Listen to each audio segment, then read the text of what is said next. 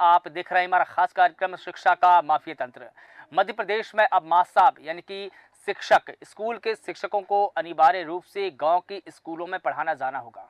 इसके लिए स्कूल शिक्षा विभाग ने नवीन स्थानांतरण नीति बनाई है, यानी कि नई ट्रांसफर पॉलिसी बनाई है। इस नीति में प्रावधान किया गया है कि हर शिक्षक को कम से कम 10 साल गांव के स्कूलों में पढ़ाना अनिवार्य होगा।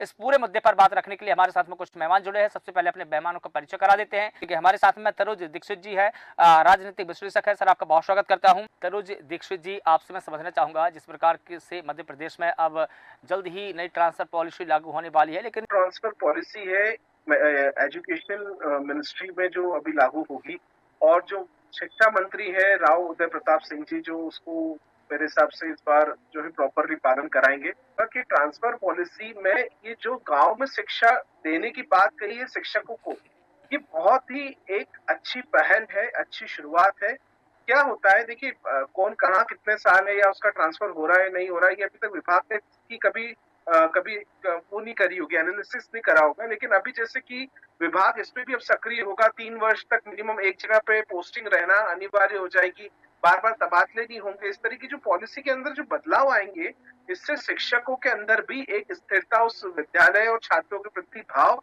निश्चित रूप से जन्मेगा, पनपेगा। और देखिए, जो शिक्षा का अभाव जो गांव के, देखिए हम हमेशा गांव से कतराना क्यों है, गांव से कतराते क्यों है? देखिए, जहां से जड़ें जुड़ी है वहां तो सभी को शिक्षा देना पड़ेगी। जरूरी नहीं है कि सिर्फ शहरों में या अच्छे बड़े शहरों में ही शिक्षा का स्तर अच्छा हो।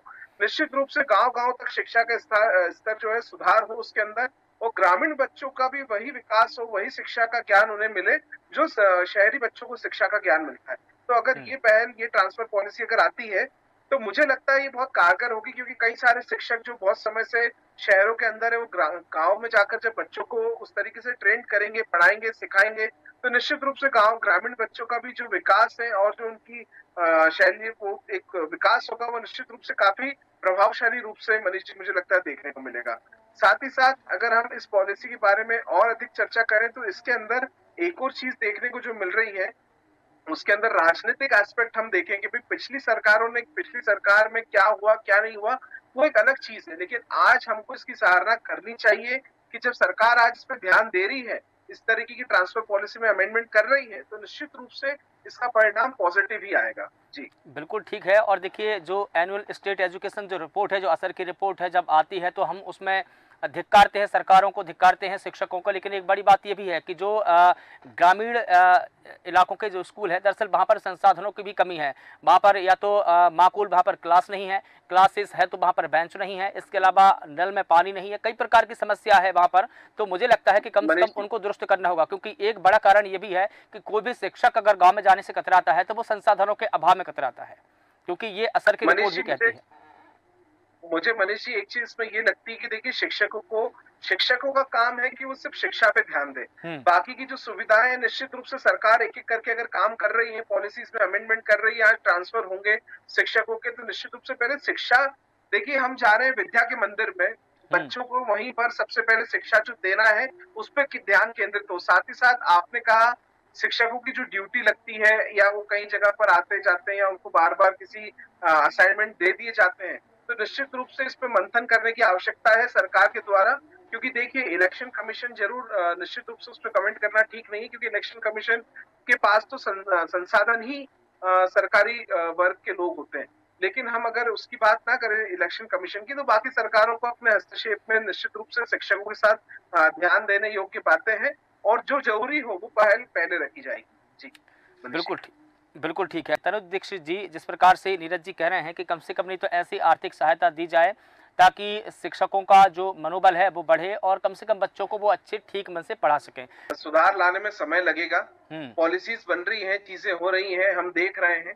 लेकिन एक चीज और मैं आपको कहूंगा कि अगर इस तरीके की जो संसाधनों की जो कमी हमें लगती है, इसके लिए एक एक जो सबसे बड़े जिम्मेदार फैक्टर है वो ये है कि जो शिक्षा विभाग के अंदर खर्च करने वाली राशि है, वो बच्चों के संसाधनों में उस तरीके से खर्च नहीं हो रही है, चाहे जो भी वजह रही हो। लेकिन क्योंकि हम स्कूलों का, अब जैसे देखिए सीएम राइट स्कूल एक नया कॉन्सेप्ट अभी जो कि पिछले कुछ वर्षों से शुरू हुआ है, तो एक वो नए कॉन्सेप्ट के अंतर्गत आने वाले स्कूलों का जो अच्छे से सब कर रहे हैं, स्थापना कर रहे हैं, उसमें काफी हद तक हम देख रहे हैं एमिनिटीज बढ़ाई जा रही हैं।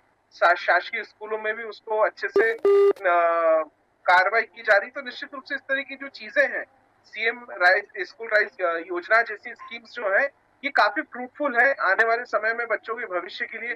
देखिए, साथ साथ यहाँ एक आपने चर्चा करी, क्या शिक्षकों को कुछ बोनस के रूप में एक अलग से ऐसा प्रलोभन अच्छे स्कोर्स पे बच्चों के लिए देना चाहिए क्या?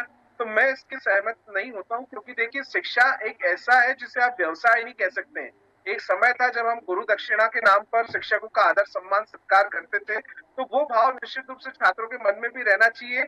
और एक छात्र और एक शिक्षक के बीच का जो रिश्ता होता है, वो किसी भी रूप से प्रलोभन से नहीं हो सकता। वो नहीं, इसे निष्भाव तनुज निष्पक्ष जी, रूप ये से प्रलोभन नहीं, ये प्रोत्साहन के तौर पर बात कर रहे थे नीरज जी की एक प्रोत्साहन इसके दिया लिए जाना मनीष चाहिए। जी मैं कहूंगा कि इसके लिए विभाग को, मैं ये जरूर कहूंगा कि विभाग को जो सैलरी है, हाँ। सैलरी में, एक्स्ट्रा बजट्स में, उसमें इंक्रीमेंट करना चाहिए। हम्म। उसमें जरूर ध्यान देना चाहिए। जो परमानेंटली रूप से शिक्षक अपनी सेवाएं दे रहे हैं, उनकी देखिए सैलरी काफी कम होती है। हम्म। तो मैं सोचता हूँ कि उनकी सैलरी अगर बढ़ाई जाए, तो निश्चित रूप से वो देखिए कल को परिवार छोड़ करके ग्रामीण क्षेत्रों में जाकर वो पदस्थ रहेंगे, काम करेंगे, तो निश्चित रूप से मुझे लगता है उनको भी एक अलग से सैलरी का इसमें इंक्रीमेंट भी मिलना चाहिए साथ साथ, जिससे कि वो और अपने अच्छे स्तर पे उस कार्य को प्रभावशाली रूप से अपनी शिक्षा का ज्ञान अर्जन कर सके। जी, शुक्रिया तनुज जी, आपका भी बहुत शुक्रिया। देखिए, मध्य प्रदेश में अब शिक्षकों को बड़ा झटका लगने वाला है। जल्द ही नई ट्रांसफर पॉलिसी शुरू होगी। शिक्षकों को गांव में अनिवार्य रूप से पढ़ाना होगा।